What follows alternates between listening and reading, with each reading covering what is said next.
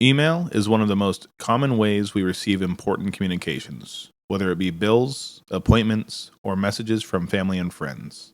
Because of this, it's important that we always have some way to stay connected to our email accounts.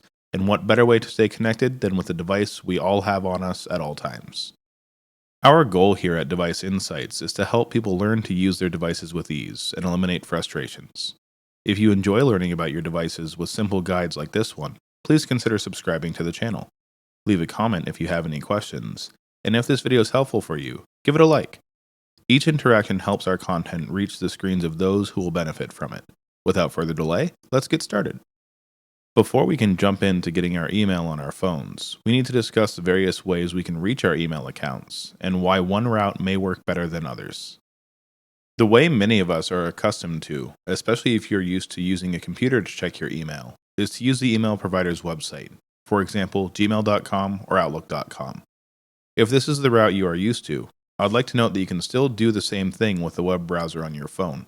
In fact, there are some email providers, like Comcast, who make it much easier to access their email services this way. There are also third-party applications available that will allow you to access most email types. In this video, however, we will focus on Apple's built-in mail application.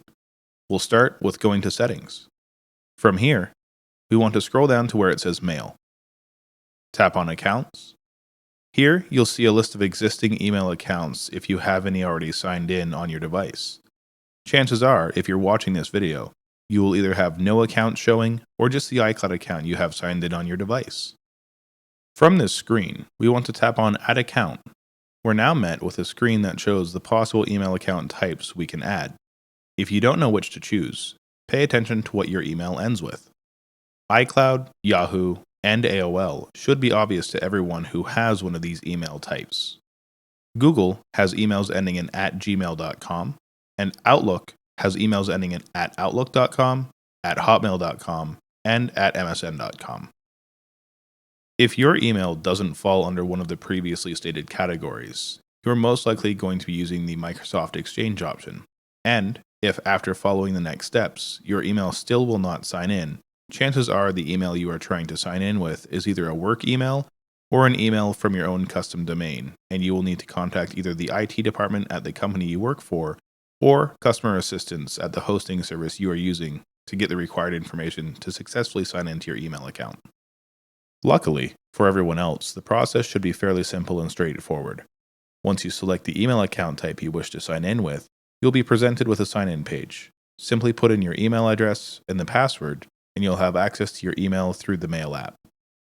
Please note that you may have additional verification steps to complete. Just follow the prompts on the screen, and you should be good to go. A lot of people struggle with getting signed into their account either because they've forgotten their password or they've typed it in incorrectly. If you run into this issue, try typing your password in slower to ensure that you've made no mistakes, or try a couple of other passwords that you think it may be. But don't try this too many times, as most email servers will eventually lock your account for too many failed sign-in attempts. My personal recommendation is to keep your number of attempts limited to 5, and if you don't get signed in by then, follow your respective email provider's steps to reset your password. Having two-factor authentication set up with a mobile number and another email address is always recommended because of situations like these. They are ways for the email service to verify that you are the owner of the account and can make the process of resetting your password much easier. That does it for this video. If you found this video helpful and would like to see more videos like it, please consider subscribing. If you have any questions, leave a comment, and if you know anyone who could benefit from content like this, share it with them. Until next time, have a great day.